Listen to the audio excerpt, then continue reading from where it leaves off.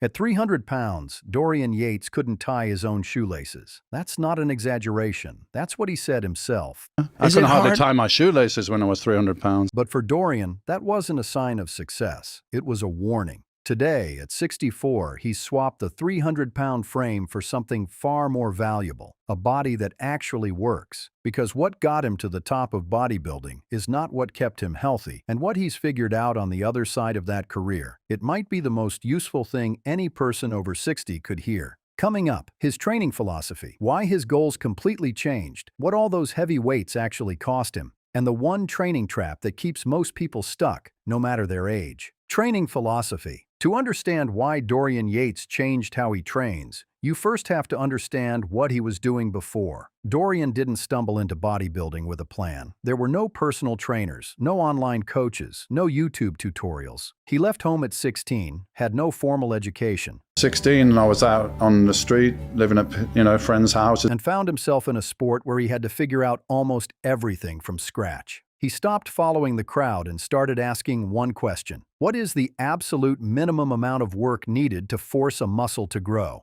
He found his answer through a man named Arthur Jones. Kind of sifted through it, and very influenced by a guy called Arthur Jones. Don't know if you've heard of him, but Arthur Jones, he invented the Nautilus machines. He just was fascinated with bodybuilding, but had no business interest in it. So he just wanted to, he studied it, and it was like, what is it that causes muscle growth? What is it? He found it was the intensity of exercise. He also learned from another bodybuilder named Mike Mentzer, who took Jones's principles and applied them competitively. Dorian read everything he could find. He tested it in the gym, and what he discovered was counterintuitive. Every time he trained more, his progress slowed. Every time he cut back and trained harder in shorter sessions, he grew faster.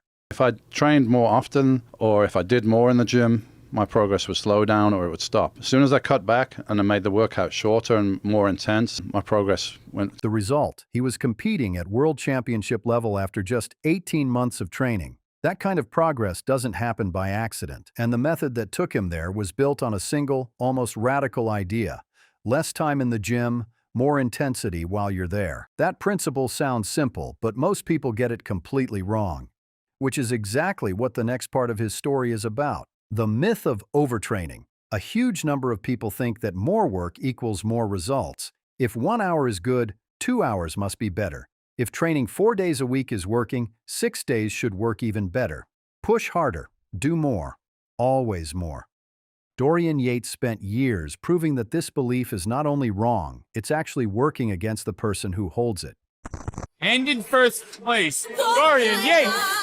The way muscles grow is not what most people think. When you stress a muscle with a weight it isn't used to, the body reacts by building that muscle back slightly stronger. But that rebuilding process happens after you leave the gym, not during, and it needs time.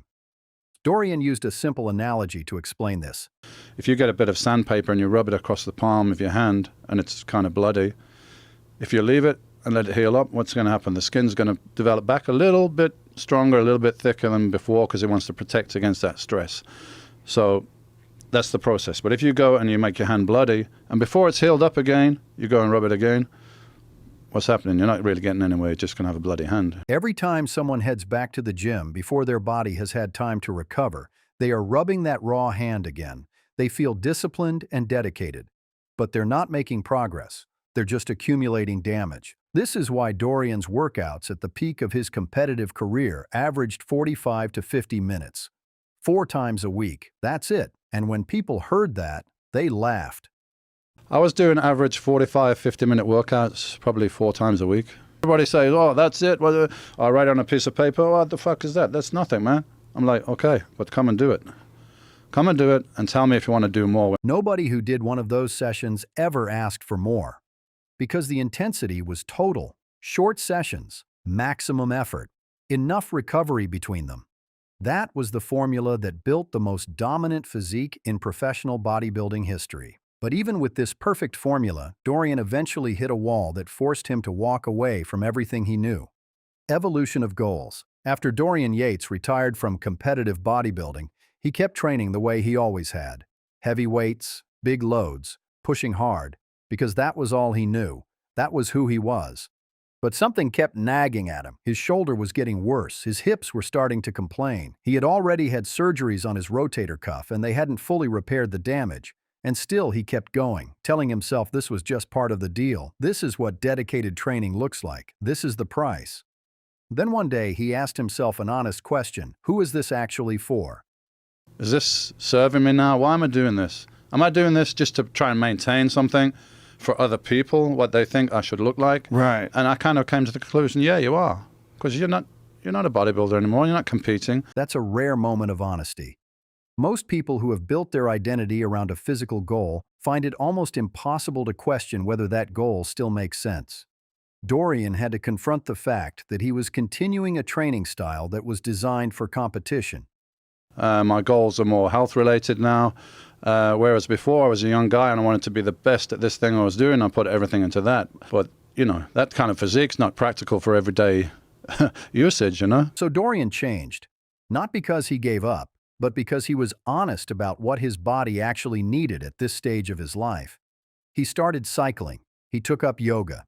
He began paying attention to range of motion, mobility, and the quality of movement, things that bodybuilding had never required of him. A man who could once move hundreds of pounds of iron found that stretching his own body into controlled positions was genuinely hard, genuinely rewarding, and had no ceiling. It's a quiet but important shift.